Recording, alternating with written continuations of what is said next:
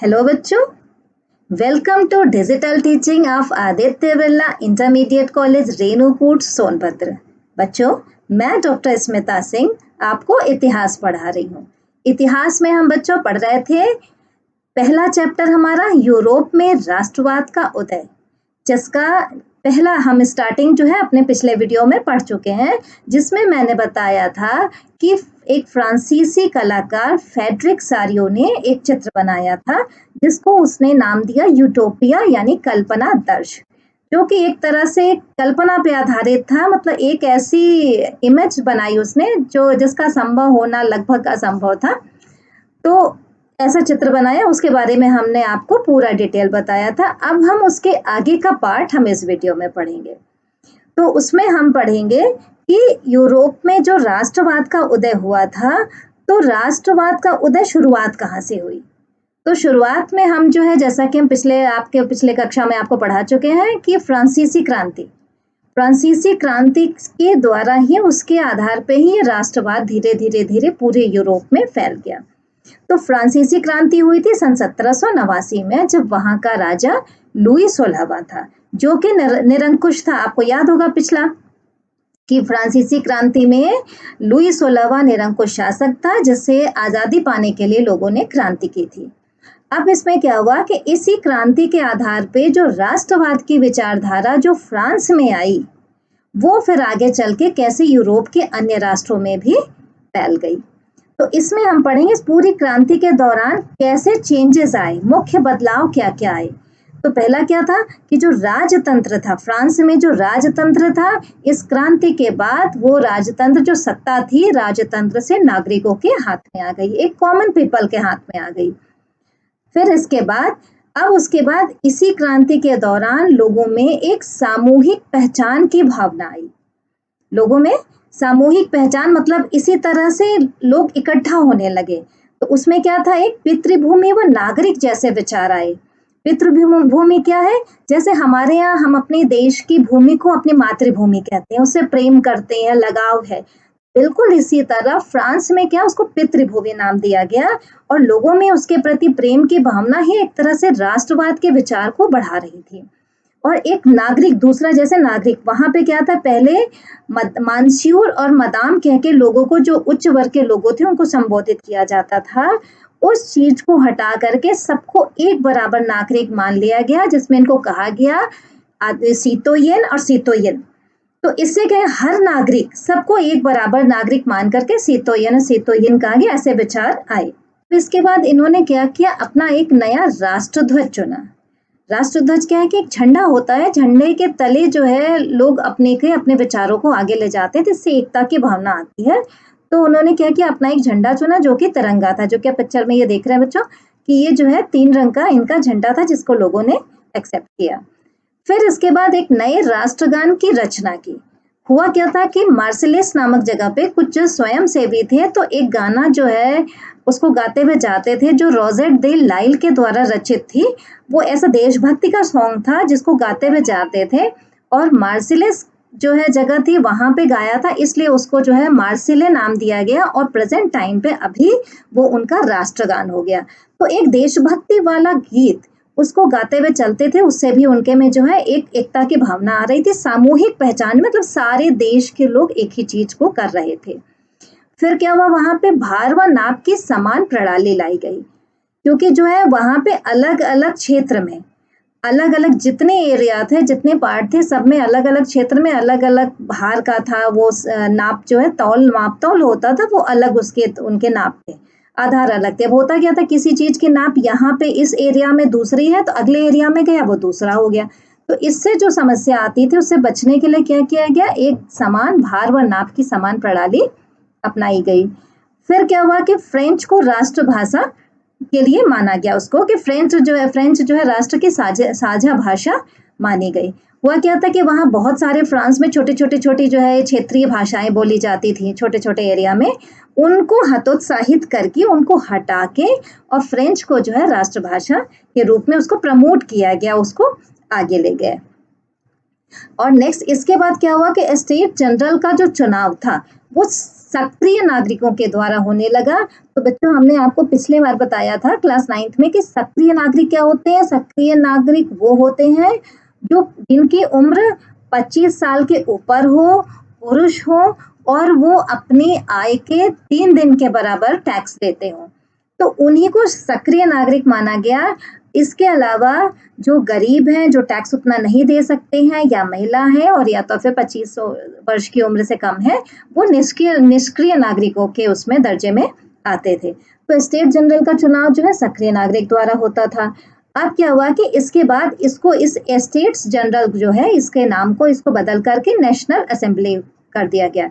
तो मतलब ये इस क्रांति के दौरान ये परिवर्तन आया कि ये स्टेट्स जनरल जो है नेशनल असेंबली में बदल गई, जिसको लोगों ने एक्सेप्ट किया। अब ये जो फ्रांस में राष्ट्रवादी विचारधाराएं आई थी, जो हमने अभी पढ़ा कि जो एकता के सूत्र में बांध रही थी लोगों को, जो सामूहिक पहचान की भावना थी, वो सारी चीजें कैसे यूरोप के अन्य राष्ट्र में फैली। तो सबसे पहले बच्चों ये मानचित्र आप देखो। मानचित्र में फ्रांस के पास ही कुछ ऐसे एरियाज हैं जो अब ऐसा होता क्या है कि एक देश में अगर कुछ हो रहा है तो बगल वाले देश पे भी उसका इफेक्ट पड़ता है। तो सेम वही हुआ जब फ्रांस में राष्ट्रवादी विचारधाराएं आई, जब क्रांति हुआ, लोगों को आजादी मिली और कुछ अच्छा होने लगा, तो अन्य देश भी जो है वो अड़ोस पड़ोस में भी वो भावनाएं धीरे धीरे जाने लगी। गई कैसे कि फ्रांसीसी सेनाओं द्वारा ये जो राष्ट्रवादी विचारधाराएं थी यूरोप के अन्य राष्ट्रों में पहुंचा। तो अब क्या है, किसी विचारधारा को लाने के लिए बहुत सारे पढ़े लिखे संपन्न लोग आगे आते हैं और वो क्या करते हैं कि जो है ऐसे में क्या किया है फ्रांस में कि बहुत सारे क्लबों की स्थापना की गई। क्लब क्या था, जैसे जैकोबिन क्लब के बारे में आपने पढ़ा था।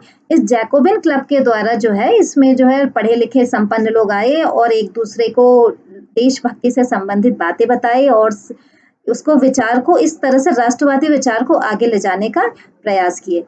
अब इन जैकोबिन क्लबों के जो प्रयास थे, जो ये राष्ट्रवादी विचारधारा थी जिनको आगे बढ़ाने का प्रयास किया जा रहा था, उससे क्या हुआ कि फ्रांसीसी सेनाओं को एक रास्ता मिल गया और इस तरह से फ्रांसीसी सेनाएं 1790 के आसपास जो है ये अपने आसपास पड़ोस जो है, जो हॉलैंड है, जो बिल्कुल जिसको अभी इसमें नीदरलैंड लिखा है, प्रेजेंट टाइम पे हॉलैंड को नीदरलैंड कहते हैं, तो वो हॉलैंड, उसके जस्ट बगल में सटा हुआ बेल्जियम है, वहीं नीचे स्विट्जरलैंड है और थोड़ा सा नीचे पास में इटली है। इन सभी अन्य जो है यूरोपीय राष्ट्रों में भी ये जो विचारधाराएं थी, जो फ्रांस में थी राष्ट्रवादी विचारधाराएं, वो पड़ोस के देशों में भी फैल गई, जिनको आगे ले जाने का काम किया फ्रांसीसी सेनाओं ने। अब ऐसे में आया नेपोलियन बोनापार्ट कौन था? एक सैनिक था और अपने सेना में उसका बहुत बढ़िया काम कर रहा था और धीरे धीरे उसका दबदबा आता गया और करते करते ये 1799 में ये फ्रांस को एक तरह से उसके पूरे उसको जो शासन था वो अपने हाथ में ले लिया। अच्छा, शासन अपने हाथ में ले लिया, उसके बाद बहुत सारे ऐसे काम किए कि फ्रांसीसी लोगों का इसके प्रति मतलब एक रेस्पेक्ट का भाव और लोग इसको पसंद करने लगे। तो 1799 से 1815 तक का टाइम था ये नेपोलियन बोनापार्ट का। तो नेपोलियन बोनापार्ट जो है क्या किया, इसने एक नागरिक संहिता ले आया जिसको हम नेपोलियन संहिता भी कहते हैं, सन 1804 में, और बहुत सारी ऐसी चीजें की जिससे लोगों में एकता की भावना आ रही थी। तो ये 1804 में जो नागरिक संहिता आई, इसमें इसने क्या किया, पहला जो जन्मना विशेषाधिकार था उसको समाप्त किया। ये जन्मना विशेषाधिकार क्या था कि जन्म से जो लोगों को कुछ अधिकार मिले थे, किसको मिले थे? कुलीन वर्ग, पादरी वर्ग ऐसे थे जिनको जन्म के आधार पे कुछ विशेषाधिकार थे, जैसे इनको टैक्स नहीं देना है, इनको और भी बहुत सारे अधिकार मिले थे कि ये बाप दादा की पीढ़ी दर पीढ़ी इनको आगे बढ़ती जा रही थी।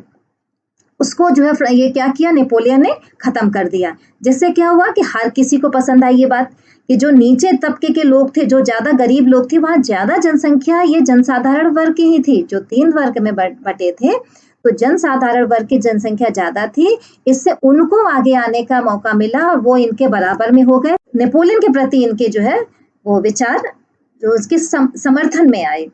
इसके बाद क्या किया, दूसरा क्या, कानूनन बराबरी व संपत्ति का अधिकार सुरक्षित किया। इसने क्या किया कि कानूनी रूप से हर व्यक्ति बराबर है, जैसे हमारे यहाँ है कि कानून के रूप से बराबर है, कोई भी काम अगर जो है चाहे प्रधानमंत्री हो चाहे राष्ट्रपति हो, जो नियम कानून उसके लिए वही नियम कानून एक साधारण गरीब जनता के लिए भी है, कुछ भी बदला नहीं है। आप सिंपल सा एक उदाहरण देखिए, जैसे वोट देने जाते हैं तो जैसे हम वोट देने जाते हैं, लाइन लगाते हैं, खड़े होते हैं, बिल्कुल उसी तरह वही सारी सिचुएशन एक प्रधानमंत्री, मुख्यमंत्री और राष्ट्रपति के लिए भी निर्धारित है। तो इस तरह से कानूनन बराबरी का वो ले आया एक नियम और संपत्ति का अधिकार सुरक्षित कर दिया। इसके बाद सामंती व्यवस्था समाप्त किया। तो सामंती व्यवस्था क्या था, जैसे किसी एरिया का कोई राजा है, उसके पास बहुत बड़ा पार्ट है, उसके पास वो उस एरिया पे अपना राज कर रहा है, लेकिन जो छोटे पार्ट्स को हर किसी को देखने के लिए क्या करता था, किसी आदमी को वहां पे रख देता था, तो वो सामंत होते थे। वो सामंत उसके अधीन में काम करते थे, लेकिन देखरेख वो करते थे। तो उस सामंती व्यवस्था को पूरी तरह से इसने खत्म कर दिया। फिर भूदासत्व व जागीरदारी शुल्क से भी मुक्ति दिलाई। जो भूदासत्व था, जो लोग दास बन के जो है किसी अमीर जो है लोगों के खेतों में काम करते थे, और जागीरदारी जो शुल्क ली जाती थी उनसे, उसको भी खत्म कर दिया। फिर श्रेणी संघों का नियंत्रण समाप्त किया। श्रेणी संघ क्या थे, जैसे व्यापारी वर्ग थे तो क्या करते हैं, लोग सोचते हैं कि कुछ ग्रुप बना करके हम व्यापार करें। ग्रुप बना के व्यापार करने में होता क्या था कि व्यापार में अच्छा फायदा होता था। उस पे पहले नियंत्रण लगा हुआ था कि ग्रुप नहीं बनाना है, आप अलग से जो सरकार कहेगी, जो राजा कहेगा उसी के आधार पे व्यापार करना है। तो उस श्रेणी संघ को इसने समाप्त कर दिया। फिर यातायात व संचार व्यवस्था में सुधार लाया, रेलवे लाइन अच्छे से बिछा दी गई। तो ये सारी चीजें से इससे क्या हुआ कि उसका व्यापार भी आगे बढ़ा। जब व्यापार अच्छा हुआ, आगे बढ़ा, तो देश की इकोनॉमी सुधरी, इकोनॉमी अर्थव्यवस्था उसकी उसमें सुधार आया। और साथ में उसने मानक भार तथा नाप की प्रणाली कर दी। एक एरिया में जो भारत का जो एक मापक था, जो मापन था, वही जो है मानक दूसरे एरिया में भी उसने बराबर कर दिया। इससे क्या हुआ कि वो जो चेंजेस थे, जो अलग अलग, कहीं यहाँ नाप दूसरा, वहां नाप दूसरा, वो सारी चीजें बदल गई और सब में एक बराबर नाप व भार की जो है मापन प्रक्रिया इसने अपना दी। फिर लास्ट था राष्ट्रीय मुद्रा में समानता। अब वो क्या था, पूरे फ्रांस में अलग अलग क्षेत्रों में अलग अलग मुद्राएं चलती थी। इन सारे मुद्राओं को खत्म करके इसने चलाई और उससे जो है क्या हो गया, लोगों को व्यापार करने में आसानी हुई। और एक एरिया में, जैसे हमारे यहाँ क्या होता है कि एक जीएसटी चलता है सारे, उसमें एक नियम कानून बराबर है कि हर जगह एक समान टैक्स लगेगा, एक ही मुद्रा है हमारे देश में, एक ही मुद्रा हर जगह चलेगी। वही उसी तरह वहां पर उसने चेंजेस लाए और जो अलग अलग मुद्राएं थी, अलग अलग भार व माप था, वो सारी चीज खत्म करके उसने एक बराबर, सब कुछ एक बराबर कर दिया। तो ये जो है, जो नेपोलियन संहिता, जो नागरिक संहिता है, इसकी नेपोलियन संहिता के नाम से जानी जाती है 1804 की। ये जो है लोगों में इसके प्रति एक विश्वास ला दिया कि नेपोलियन बहुत अच्छा है और हमारा देश जो है बहुत तरक्की करा, किया भी, उसकी इकोनॉमी भी सुधरी, सब कुछ अच्छा चल रहा था। फिर इसमें आगे क्या हुआ कि नेपोलियन जो है अभी अच्छा काम कर रहा था, तो उसने क्या किया, इसके साथ में अन्य देशों पर भी, जो अच्छा पड़ोस के जो देश थे, जैसे बेल्जियम बिल्कुल पास में सटा हुआ था, तो पड़ोस का जो देश होता उसको लगता है कि हाँ, यहाँ बहुत अच्छा काम हो रहा, फ्रांस में बहुत अच्छा ये शासन चल रहा है, तो नेपोलियन आए हमारे देश में और हमको भी जो है राजा से मुक्ति दिलाए और हमारे देश में भी ये सारी चीजें बराबर जैसे एक जैसे चलने लगे। तो नेपोलियन को मौका मिल गया। इस तरह से जो उसने विश्वास जगाया था लोगों में, इस तरह से वो नेपोलियन क्या किया कि फिर आसपास पड़ोस पे भी अधिकार करना शुरू कर दिया। और ये हम पिछले उसमें पढ़े थे, पिछली कक्षा में, कि उसने उन सारे एरिया में अधिकार करने के बाद अपने रिश्तेदारों को वहां पर एक तरह से शासन देकर के बैठा दिया। लेकिन जो शुरू में लोग, जो अन्य जो इसके पड़ोसी देश थे जहाँ पे इसका शासन था, जो शुरू में लोग इसको पसंद करते थे, वो सारी चीजें बाद में जो है लोगों की नाराजगी में बदलती गई। उसके भी कुछ कारण थे। शुरू में लोग बहुत खुश हुए, हाँ नेपोलियन बहुत अच्छा काम कर रहा है, सेना भी जो है, लेकिन उसके कुछ ऐसे 2-3 कारण थे जिससे जो है नेपोलियन से लोगों में नाराजगी फिर बढ़ने लगी। उसमें क्या था, पहला था कर वृद्धि। उसने क्या किया कि उसको देश जीतना था, अपना साम्राज्य बढ़ाना था, तो साम्राज्य बढ़ाने के लिए क्या करना है, सेना रखना है। अब सेना रखने के लिए सेना का विस्तार करना है, तो उसके लिए चाहिए क्या, पैसा चाहिए। पैसा चाहिए तो पैसा आएगा कहाँ से, तो उसका एकमात्र जरिया था कर में वृद्धि। तो टैक्स बढ़ाया, जिससे लोगों में अब टैक्स बढ़ाया जाएगा तो लोग नाराज होंगे धीरे धीरे धीरे। शुरू में तो लोग खुश थे, हाँ ठीक है नेपोलियन अच्छा कर रहा है, लेकिन धीरे धीरे लोगों में नाराजगी आ गई। दूसरा था सेंसरशिप। अब ये सेंसरशिप क्या है कि जो मीडिया, जो एक तरह से प्रचार वाले जो माध्यम थे, जो लोगों तक बातें पहुंचाने वाले माध्यम थे, उस पे सेंसरशिप लगा रखा था, इसने रोक लगा रखी थी। जैसा कि बच्चों आप यहाँ भी सुनते हैं कि कोई कोई मूवी बनती है, कोई पिक्चर बनती है या कुछ ऐसे न्यूज़पेपर में निकलता है, तो उस पे एक सेंसरशिप है, एक संगठन है जो सेंसरशिप है, वो क्या करती है, रोक लगाती है कि कोई भी ऐसा आपत्तिजनक टिप्पणी या कुछ ऐसी चीज जिससे देश में लोगों के मन में गलत विचार आए या विद्रोह की भावना आए या आपस में धार्मिक उन्माद आए, तो इस तरह की चीजों को क्या करते हैं, वो उसको जनता तक पहुंचने से रोकते हैं। उसमें पहले चेक होता है, पहले सेंसरशिप होता है। तो ये हमारे देश में भी है कि गलत चीजें जनता तक नहीं जानी चाहिए, तो उसको काट छाट की जाती है।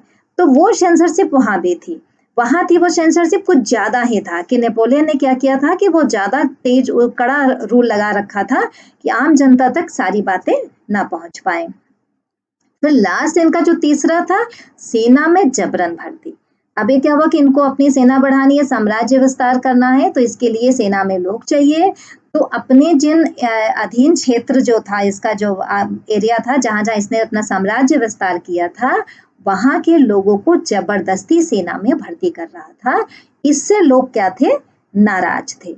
तो ये आगे चल के नेपोलियन की नाराजगी आगे चल के ये जो है तुम्हारा ये 1804 के बाद, ये 1813 और 1815 इसमें जो है ये आकर के धीरे धीरे समाप्त होता गया। और 1815 में जो वाटरलू का युद्ध हुआ उसमें ये बुरी तरह से हार गया और उसके बाद वो वहां से एकदम एक तरह से गायब हो गया।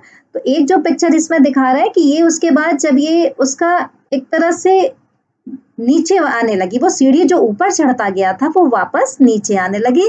तो इस चित्र के माध्यम से हम समझ रहे हैं कि एक डाकिया दिखाया गया, नेपोलियन को बताया गया कि डाकिया है और इसके बैग में पीछे जो सारी चिट्ठियां वो गिरती जा रही हैं, तो मतलब ये वो चिट्ठियां हैं जो साम्राज्य उसके हाथ से छूटते जा रहे थे, जो उसके हाथ से निकलते जा रहे थे, वो था। तो ये पूरा था, इस पार्ट में हमने पढ़ा कि कैसे फ्रांसीसी क्रांति के माध्यम से जो राष्ट्रवाद की विचारधाराएं आई वो अगल बगल के अन्य यूरोपीय देशों में कैसे फैली।